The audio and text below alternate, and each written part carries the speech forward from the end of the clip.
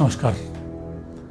आज एक बहुत ही गंभीर और समसामयिक विषय पर मैं आपसे बात करने वाला हूं, जिसने आपकी, मेरी, पूरे देश की संवेदनाओं को झकझोर कर रख दिया है। और इसीलिए मेरा आपसे आग्रह रहेगा कि इस वीडियो को आप अंत तक देखें। इसमें कुछ ऐसे विषय, ऐसे उपाय और ऐसे फैक्ट्स एंड फिगर्स मैं आपके साथ डिस्कस करूंगा जिनको जानना आज की डेट में हम सब लोगों के लिए आवश्यक है।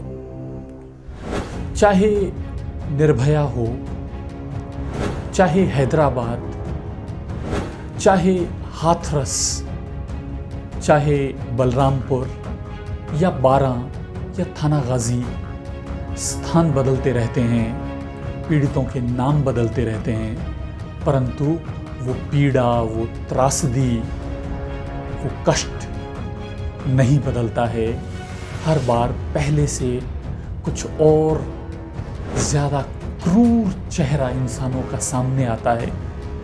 क्या इस बलात्कार वाली संस्कृति जो कि चारों तरफ फैल रही है, क्या हम मानसिक रूप से रुग्ण, बीमार लोगों का देश बन गए हैं?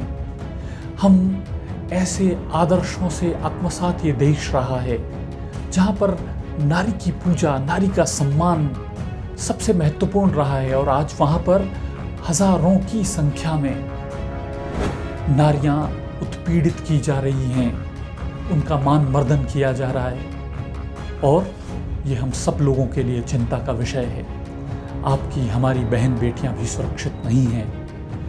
आज ये किसी और के साथ हुआ है, कल किसी और के साथ, और न जाने ये अंतहीन सिलसिला कब तक चलता रहेगा।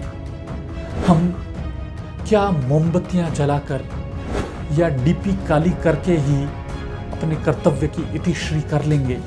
क्या बस हमारा इतना ही कर्तव्य है, या समाज में कोई मूलगामी विचार होना चाहिए जहां कि हम बात करें, जहां परिवर्तन आए? हम क्यों रुक जाते हैं? हम ये देखें, जानें कि समाज में परिवर्तन हमारे कार्यों से आएगा। जो कोई बस में, ट्रेन में, सार्वजनिक स्थान पर लड़कियों की तरफ घूरता देखता, कोई फिक्रे कसता, फब्तियां करता हुआ, उनको इनएप्रोप्रिएट वे में छूता हुआ निकल जाता है, और हम उनको शोहदा, मनचला कहकर दूर हट जाते हैं, उसमें कुछ नहीं करते हैं। हम किसी न किसी तरह से हाथरस जैसे बलात्कार की ज़मीन ही तैयार कर रहे होते हैं। हमको वहीं पर ज़ीरो टॉलरेंस लाना पड़ेगा, तभी ये समाज सुरक्षित हो पाएगा। हम ऐसे देश से हैं जहाँ पर यत्र नार्यस्तु पूज्यन्ते रमन्ते तत्र देवता हमारा सूत्र वाक्य रहा है, प्रेरणा वाक्य रहा है।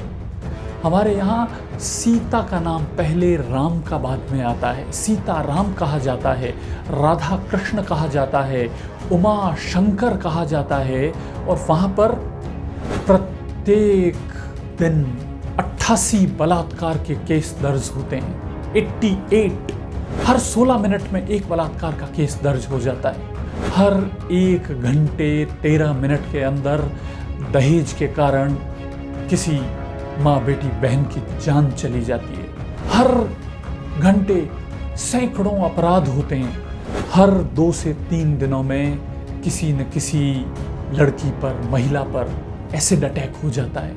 एसिड बाहरी त्वचा को जलाता है। ये बलात्कार जैसा जघन्य अपराध उसकी आत्मा तक को लहूलुहान कर देता है, खरोंच देता है, नोच लेता है। महिलाओं के खिलाफ सिर्फ 2019 के सितंबर महीने तक 4 लाख से ज़्यादा केसेस दर्ज हो चुके। महिलाओं के खिलाफ क्राइम की रेट प्रति लाख पर 7% बढ़ चुकी है, 62% तक पहुंच गई है। आखिर क्यों ऐसा हो रहा है? ऐसा हो रहा है, उसको जानने और रोकने के क्या प्रयास हो सकते हैं?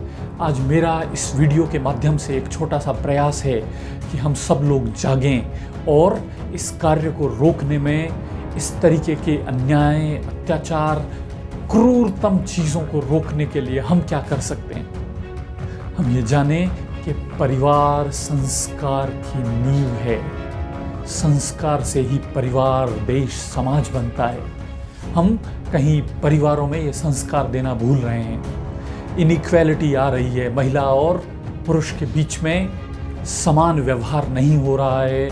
जब तक बच्चियों को तो बहुत सिखा दिया, बहुत समझा दिया, ऐसा नहीं करो, ऐसे कपड़े मत पहनो, इस तरह समय पर बाहर मत जाओ, पर क्या हम एक ये प्रयास भी करेंगे कि हम अपने बच्चों को भी समझाएं कि वो जो तुम्हारी बहन के लिए तुम इतने प्रोटेक्टिव हो, दूसरी है वो भी किसी की बहन है। जब हम ये प्रयास कर पाएंगे, अपने घरों में संयुक्त परिवार प्रणाली हो, आपसी संबंधों में प्रगाढ़ता हो, जब इन चीज़ों को आगे बढ़ाएंगे, तब हम समझ पाएंगे कि किस तरीके से। और ये जो मुझे बड़े दर्द के साथ कहना पड़ रहा है कि ये जो गलती हो रही है वो किसी एक स्तर पर नहीं है। विज्ञापन और फिल्मों की दुनिया ने नारी को सिर्फ एक भोग की वस्तु बना दिया है। परफ्यूम से लेकर शेविंग क्रीम तक, कपड़े, जूते, घड़ी, आप कुछ भी लीजिए, उसका उद्देश्य सिर्फ एक ही चीज़ बता रहे हैं, किसी तरीके से किसी लड़की को इम्प्रेस करना है, उसको हासिल करना है, बस यही उद्देश्य हो गया। उसके प्रति सम्मान का भाव ही नहीं है। सेंसर बोर्ड, सरकारें, हम हर चीज़ सरकार पर छोड़ देते हैं। सरकारें कुछ नहीं कर सकती, सरकारें संस्कार नहीं दे सकती, सरकारें परवरिश नहीं कर सकती। हम समझें, OTT प्लेटफॉर्म्स आ गए हैं, वेब सीरीज़ आ गई है, उनके अंदर इतना अडल्ट कंटेंट है, वो सॉफ्ट पॉर्न है जो लोगों के दिमाग को खोखला कर रहा है। इतनी गालियाँ, इतनी हिंसा, इतनी अश्लीलता, इतना मान मर्दन महिलाओं का किया जा रहा है और उस सबको पर्सनल चॉइस कहकर रोका जा रहा है। ये ठीक नहीं है। इस तरीके का व्यवहार ही मानसिक बंधन पैदा करता है और लोगों के दिमाग इस तरीके से हो जाते हैं। सरकारों की हालत ये है कि सुप्रीम कोर्ट के कहने के बावजूद आज तक सारी अश्लील वेबसाइट्स पर वो रोक तक नहीं लगा सके हैं। ये समाज को अपने स्तर पर करना होगा, हमें करना होगा कि हम इन चीज़ों को रोकें, पहली बार में रोकें। क्योंकि याद रखिए कि गाली और गोली, ये दोनों सबसे पहले किसी न किसी स्त्री का सीना चीरती हैं। गाली हो या गोली हो, पहले किसी न किसी स्त्री का सीना चीरती है। हमको जानना है, हमको रोकना है इसको। ये होते होते इसने हमारे दिमाग को खोखला कर दिया है। इस दिमाग को खोखला होने से बचाने के लिए, हमारे परिवारों को संस्कार देने के लिए हमको एक नए प्रयास की आवश्यकता है। हम सब लोगों को जुट जाने की आवश्यकता है। हम जुट जाएं, मोमबत्तियाँ नहीं।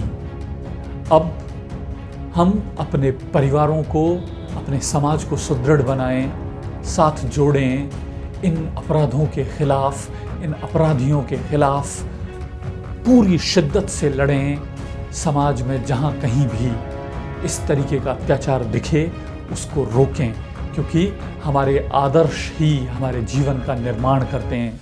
शिवाजी महाराज कहते थे, हर एक दूसरी महिला है वो हमारे लिए मातृवत है, वो हमारे लिए पूजनीय हैं। आज हमारे सामने ऐसे लोगों के आदर्श आ रहे हैं जो न खुद जानना चाहते हैं महिलाओं के सम्मान के विषय में, एक ट्वीट करके वो अपनी रिस्पॉन्सिबिलिटी से दूर हो जाते हैं। हमको फाइटर्स चाहिए। ये राम का, कृष्ण का, भरत का देश है, जहाँ पर ध्रुव समान बालक हुए, जिन्होंने अपने आप को और देश को और प्रत्येक नारी को जीवन का सबसे अमूल्य उपहार माना है। हम भी आइए एकत्र हों और अपने आप को इस मुहिम में जोड़ें कि अब ऐसा कोई हाथरस जैसा विभत्स कार्य किसी के साथ न हो, किसी बेटी के साथ न हो, किसी का घर न उजड़े, कोई इस तकलीफ़ में न जाए। आइए साथ जुड़िए, आगे से आगे ये संदेश पहुंचाइए और अपने देश को इस तकलीफ़ से, इस पीड़ा से बाहर निकालिए। धन्यवाद।